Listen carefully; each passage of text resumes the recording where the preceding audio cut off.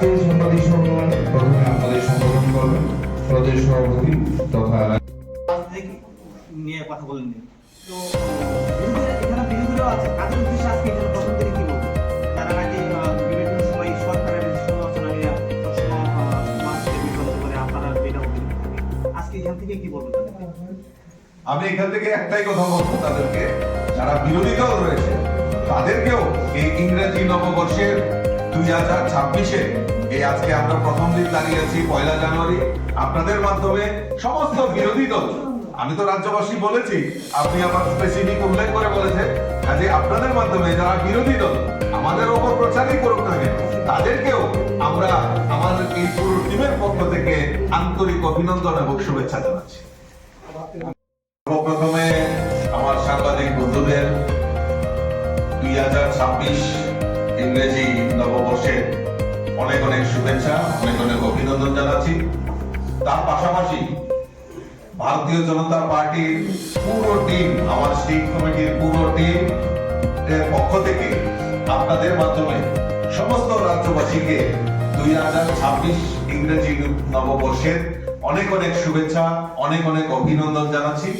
তার পাশাপাশি আমি এই 2026 সকলের সুস্বাস্থ্য, দীর্ঘায়ু কামনা করছি।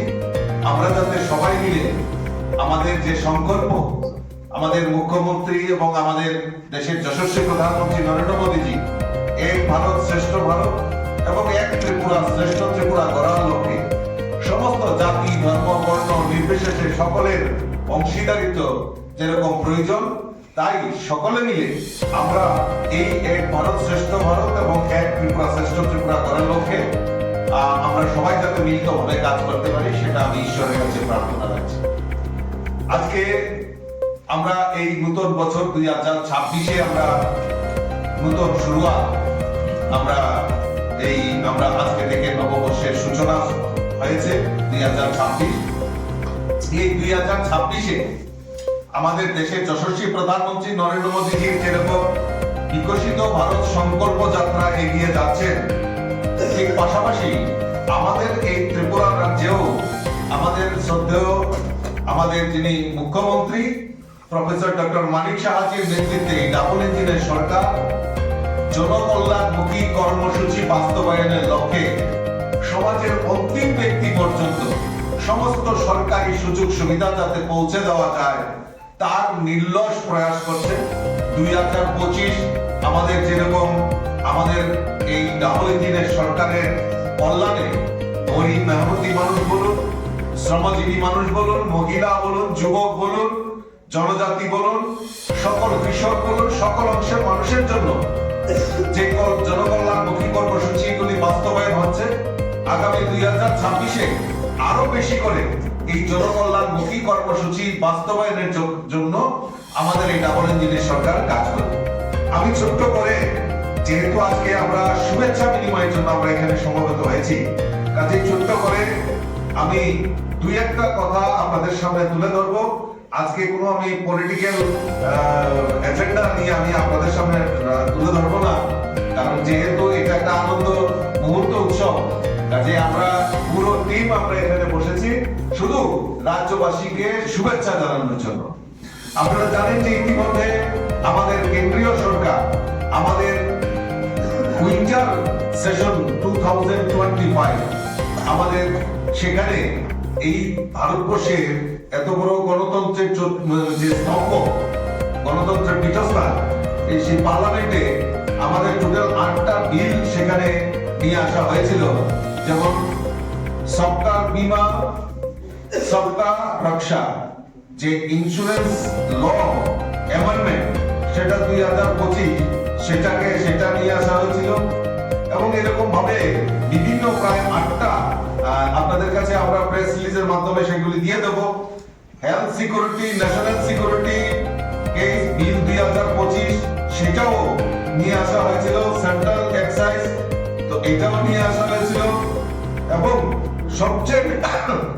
সবচেয়ে উল্লেখযোগ্য যেটা, সেটা হলো আমাদের বিকশিত ভারত রোজগার এবং আজীবিকা গ্যারান্টি, তার এই বিলটা পার্লামেন্টের আমাদের লোকসভা এবং রাজ্যসভাতেও সেই বিল সেখানে পাস করা হয় এবং এটা পরবর্তী সময়ে অনুমোদনের জন্য আমাদের সেই রাষ্ট্রপতির কাছে অনুমোদনের জন্য গেছেন এবং সেটাতে এই বিলে কি রয়েছে এটা নিয়ে বহু চর্চিত, বহু জায়গায় আলোচনা হয়েছে। তো এই যে জি রামজি যে বিলটা নিয়ে আসা হয়েছে, যে বিকশিত ভারত রোজগার জীবিকা গ্যারান্টি মিশন গ্রামীণ, তাতে এর আগে যেরকম মনরেগাতে মেইনটেইন ছিল যে 100 দিনের কাজের গ্যারান্টি, সেটাকে বৃদ্ধি করে 125 দিন করা হয়েছে। আর সবচেয়ে বড় জিনিস যেটা আমরা দেখতে পাই, এই বিলটা যদি আমরা পর্যালোচনা করি তাহলে আমরা দেখতে পারবো যে সেখানে আমাদের স্বচ্ছতাকে প্রাধান্য দিয়ে সেখানে এই বিলটাতে এই বিলটাকে পরিবর্তন করা হয়েছে। স্বচ্ছতা মানে কি? যেরকম আমরা এই ত্রিপুরা রাজ্যে যদি আমরা দেখি যে এইটাকে নিয়ে পলিটিক্যালাইজেশন, অর্থাৎ কোন স্থায়ী সম্পদ তৈরি না করে কিছু কিছু সুবিধাভোগী এবং কিছু স্বার্থান্বেষী লোকেরা এই মনরেগাকে বাধ্য করে তারা তাদের ব্যক্তিগত সম্পত্তি, তাদের যে আর্থিক রোজগার সেটা বৃদ্ধির লক্ষ্যে সেই কাজটা করেছে। আমরা ত্রিপুরা রাজ্যের কথাই যদি আমরা দেখি, বিগত দিনে আমরা যদি দেখি যে ত্রিপুরা রাজ্য প্রায় 10,000 স্কয়ার কিলোমিটার, কিন্তু তার যে পরিসংখ্যান, এই রেখার কাজের যে পরিসংখ্যান যদি আমরা বিশ্লেষণ করি তার আগে, তাহলে সেখানে আমরা দেখবো প্রায় 15,000 স্কয়ার কিলোমিটারের উপর এখানে পুকুর খনন হয়ে গেছে। তো আমরা যেখানে দাঁড়িয়ে আছি সেটাও একটা পুকুরের মধ্যে আমরা দাঁড়িয়ে প্রেস কনফারেন্স করছি। তো এই সমস্ত স্বচ্ছতাকে নির্মূল করার জন্য এবং যাতে স্থায়ী সম্পদ এবং কৃষি কাজে মানে এই জি রামজি সেটা যাতে বেশি ব্যবহার করা যায়, তার জন্য এই বিলটাতে পরিবর্তন করা হয়েছে। এবং সেখানে যে আমাদের রিপোর্ট নয়, সিএজি রিপোর্টেও এই দুর্নীতির কথা সেখানে উল্লেখ করা আছে। কাজে এই বিল যখন আমাদের লাগু হবে, সেখানে আমাদের টাইম বাউন্ড ওয়ার্ক এবং অ্যাসেট তৈরি করা, কৃষি কাজে যাতে জি রামজি সেখানে ব্যবহৃত হয় তার ব্যবস্থা করা, মেইনটেইন বৃদ্ধি করা এবং সেখানে আমাদের দ্বারা এই স্বচ্ছতার মাধ্যমে যাতে পেমেন্ট, আমরা জানি ডিবিটির মাধ্যমে আমাদের ব্যাংকে প্রদান করা হতো, আগে রেগার মজুরি দেওয়া হতো, বিভিন্ন ক্যাশের মাধ্যমে দেওয়া হতো, তার মধ্যে আর্থিক ক্যালেন্ডারে সেটা বড় করে সেখানে দেখা হতো। কিন্তু আজকে ডিবিটির মাধ্যমে আমাদের যারা প্রকৃত যারা শ্রমিক, তাদের যে ন্যায্য পাওনা ডিবিটির মাধ্যমে ব্যাংকের মাধ্যমে প্রদান করা হবে, তার মধ্যে স্বচ্ছতা, অরিজিনালিটি, সেটা স্বচ্ছতা আমরা খুঁজে পাবো। সেই বিলে সেটা প্রভিশন রাখা হয়েছে।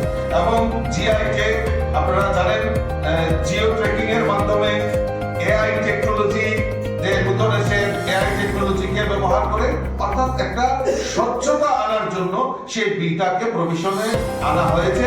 এবং আমার দৃঢ় বিশ্বাস যে বিগত দিনে যে মনরেগার যে দুর্নীতি, মনরেগার উপর যে মানুষের অস্বচ্ছতা ছিল, সেটাকে স্বচ্ছতা এবং প্রকৃত যাতে আমাদের স্বচ্ছতা বজায় থাকে সেই দিকে সবচেয়ে বেশি নজর দেওয়া হয়েছে। এবং পরিকাঠামো উন্নয়ন, আজকে জি রামজির কল্যাণে গ্রামে যে আমাদের অ্যাসেট তৈরি হবে, সেটা আগামী দিন আমাদের বিকশিত ভারত যে সংকল্প যাত্রা মোদীজি আমাদের দেখিয়েছে, সেখানে তার নিরাপত্তা সুনিশ্চিত করা হবে। খুশি হবেন যে প্রাথমিক শিক্ষা, এই শিক্ষা আমাদের সবচেয়ে বড় জিনিস। যে প্রাথমিক শিক্ষার জন্য আমাদের সরকার ইতিমধ্যে জনজাতি এলাকায় নতুন করে 226টি অঙ্গনওয়াড়ি কেন্দ্র চালু করার লক্ষ্যমাত্রা নেওয়া হয়েছে। ইতিমধ্যে 141টি অঙ্গনওয়াড়ি কেন্দ্র ইতিমধ্যে চালু হয়ে গেছে। বাকি মার্চ মাসের মধ্যে বাকি যে কাজগুলি বাকি যে রয়েছে সেগুলি মার্চ মাসের মধ্যে সেখানে করা সম্ভব হবে। আপনারা জেনে খুশি হবেন যে 44,865টি পরিবারে পানীয় জল পৌঁছে দেওয়া, সংযোগ দেওয়ার লক্ষ্যমাত্রা আমাদের সরকার নিয়েছিল। ইতিমধ্যে ৩৮,০০০ জটিল পরিবারকে ইতিমধ্যে কানেক্টিভিটি জলের আমাদের প্রধানমন্ত্রীর যে স্বপ্ন হর ঘর নল, তার লক্ষ্যমাত্রাতে প্রায় ৩৮,০০০ এখন পর্যন্ত ৩৮,০০০ পরিবারকে পৌঁছে দেওয়ার ব্যবস্থা আমাদের সরকার, ডাবল ইঞ্জিনের সরকার করেছে। আপনারা জেনে খুশি হবেন যে আমাদের জনজাতি এলাকায়, এসটি এলাকায় আমরা দেখি অনেক সময় মোবাইল পরিষেবা অনেকটা বিপর্যস্ত হয়, যার জন্য আমাদের সরকার, এই ডাবল ইঞ্জিনের সরকার 10টি মোবাইল টাওয়ার নতুন করে জনজাতি এলাকায় স্থাপনের জন্য আমাদের সরকার সেখানে ব্যবস্থা, আমাদের রাজ্য সরকার সেখানে ব্যবস্থা করেছে। আমি যদি বলতে থাকি তাহলে অনেকগুলি সময় চলে যাবে, কাজে আমি ছোট্ট করেই আমি রাখলাম যে আরো অনেক কিছু যাতে জনজাতি এলাকার উন্নয়নের জন্য আমাদের সরকার ইতিমধ্যে ৩,০০০ কোটি টাকার উপর বাজেটে প্রভিশন রেখেছে, যেগুলি শিক্ষা, পরিকাঠামো উন্নয়ন, রাস্তাঘাট, সেচের ব্যবস্থা, পানীয় জল, স্বাস্থ্য এবং আমাদের জনজাতি এলাকায় কৃষ্টি সংস্কৃতিকে তুলে ধরার জন্য আমাদের সেই ব্যবস্থা করা হয়েছে। আপনারা জানেন জনজাতি এলাকায় আজকে আমরা গর্বের সাথে বলতে পারি যে আমাদের 2019 থেকে 2024 পর্যন্ত আমাদের জনজাতি সম্প্রদায়ের এখন পর্যন্ত প্রায় 7 জনকে পদ্মশ্রী দেওয়া হয়েছে। এটা আমাদের কাছে ত্রিপুরাবাসী হিসাবে আমরা গর্ববোধ করতে পারি। জনজাতি যারা সমাজপতি রয়েছে তাদের 2,000 টাকা সেখানে সামাজিক ভাতা ছিল, আমাদের সরকার মানে আমাদের মাননীয় মুখ্যমন্ত্রী সেখানে 2,000 টাকাকে বাড়িয়ে 5,000 টাকা এই যারা সাম্মানিক ভাতা পায় আমাদের সমাজপতি তাদেরকে দেওয়া হয়েছে।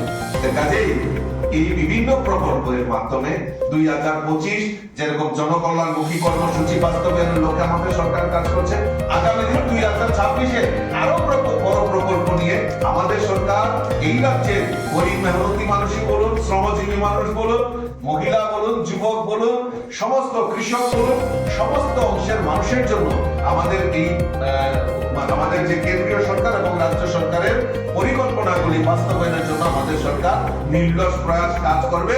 আমি আবারও আপনাদের মাধ্যমে এবং আমার এই পুরো টিমের পক্ষ থেকে সমস্ত রাজ্যবাসীকে জানাই আন্তরিক অভিনন্দন এবং শুভেচ্ছা। নতুন বছরের অনেক অনেক শুভেচ্ছা।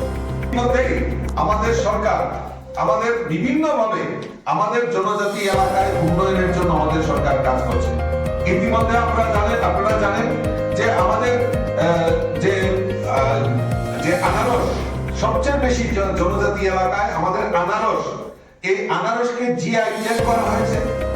আমাদের জনজাতি রমণীদের যে পাঁচরা এবং রিসা তৈরি করে সেটাকে জিআই ট্যাগ করা হয়েছে।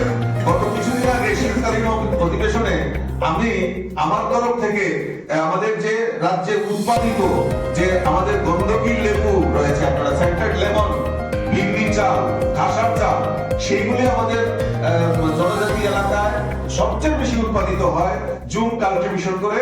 আর সেখানে সেগুলিকে জিআই ট্যাগ করার জন্য পার্লামেন্টে আমি সেটা আবেদন রেখেছি। আর আমার দৃঢ় বিশ্বাস আমাদের দেশের প্রধানমন্ত্রী নরেন্দ্র মোদীজিও সেই জিআই ট্যাগ যাতে এগুলি যাতে বাজারজাত করা যায় এবং ত্রিপুরার এই উৎপাদিত সামগ্রী যাতে বিশ্বের মানচিত্রে যাতে আসতে পারে, তার জন্য নিশ্চয়ই আমাদের দেশের যশস্বী প্রধানমন্ত্রী সেই ব্যাপারে নিশ্চয়ই সদার্থক ভূমিকা পালন করবে। আর ইতিমধ্যে আপনারা জানেন আমাদের রাজ্যে ওয়ার্ল্ড ব্যাংকের দ্বারা 1400 কোটি টাকা বিনিয়োগ Tripura rural economic growth and service delivery project বাস্তবায়নের জন্য আমাদের সরকার ইতিমধ্যে ব্যবস্থা গ্রহণ করেছে। আমাদের যাতে আমি প্রথমেই বলেছি যে আমাদের জনজাতি এলাকায় যুবক যুবতীদের এবং তাদের রোজগার কিভাবে বৃদ্ধি করা যায় তার জন্য আমাদের মাননীয় মুখ্যমন্ত্রী সদার্থক ভূমিকা পালন করছেন। ইতিমধ্যে মুখ্যমন্ত্রী জনজাতি বিকাশ যোজনা এখন পর্যন্ত 9,326 জন জনজাতি সুবিধাভোগীকে 25,000 টাকা করে আর্থিকভাবে সহায়তা করা হয়েছে। এর জন্য প্রায় ব্যয় হয়েছে প্রায় 23,31,50,000 টাকা। তো আমাদের সরকারের মূল প্রায়োরিটি, কারণ আমাদের সরকার বিশ্বাস করে যে আমাদের এই রাজ্যের জনজাতিদের বিকাশের মাধ্যমে এই রাজ্যের উন্নয়ন সম্ভব। আমরা এক ত্রিপুরা শ্রেষ্ঠ ত্রিপুরা করব, কিন্তু জনজাতিদের বাদ দিয়ে সেটা কোনোদিনও সম্ভব নয়।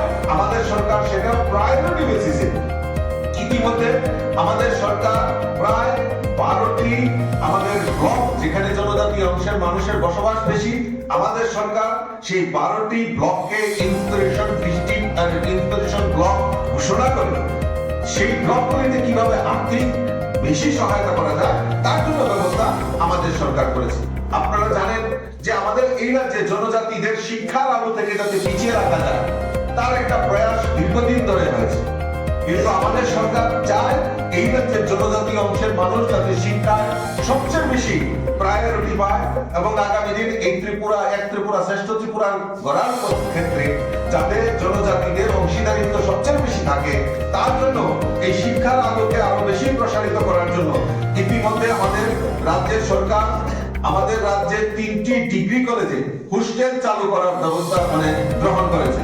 তার মধ্যে আমাদের উমেন্স কলেজ আগরতলাতে যেটা রয়েছে সেখানে আমাদের হোস্টেল নির্মাণ করা, আম্বেদকর কলেজ ফটিকরায় সেখানে হোস্টেল নির্মাণ করা, গন্ডাছড়া যে সরকারি কলেজ রয়েছে সেখানে হোস্টেল নির্মাণ করা, আর সবচেয়ে বড় যেটা জনজাতিদের হোস্টেলে যে স্টাইপেন্ড ছিল সেটাকে বৃদ্ধি করা, আর সবচেয়ে বড় জিনিস যেটা যে জনজাতি এলাকায় Eklavya model school, residential school এখন পর্যন্ত আমাদের এই ত্রিপুরা রাজ্যে কেউ চিন্তা ভাবনা করতে পারে, যেটা চারটা ছিল, আজকে মোদিজি এবং আমাদের মাননীয় মুখ্যমন্ত্রী সদিচ্ছায় প্রায় 21টি একলব্য বিদ্যালয় আমাদের ত্রিপুরা রাজ্যে চালু হয়েছে, যার ফলে আমাদের রাজ্যের জনজাতি যারা ছাত্রছাত্রী যারা হোস্টেলে থেকে বিনা পয়সা সেখানে পড়াশোনা করতে পারে, এটা আমাদের কাছে গর্বের বিষয়। শুধু একলব্য বিদ্যালয় নয়, বিভিন্ন জায়গায় জনজাতি এলাকায় বিদ্যাজ্যোতি প্রকল্পই বলুন বা পিএমসি বলুন,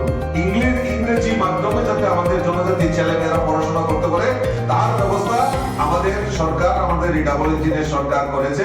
তার জন্য আমি আজকের এই শুভ দিনে আমাদের সরকারকে এবং আমাদের মাননীয় মুখ্যমন্ত্রীকে অসংখ্য ধন্যবাদ জানাচ্ছি। দেশের যশস্বী প্রধানমন্ত্রী নরেন্দ্র মোদীজিকে এই আজকের এই শুভ দিনে 2026 আপনাদের মাধ্যমে আমরা পুরো টিম ভারতীয় জনতা পার্টি যারা হুইপেরা পুরো টিমের পক্ষ থেকে দেশের যশস্বী প্রধানমন্ত্রী নরেন্দ্র মোদীজিকে অনেক অনেক শুভেচ্ছা এবং অনেক অনেক অভিনন্দন জানাচ্ছি।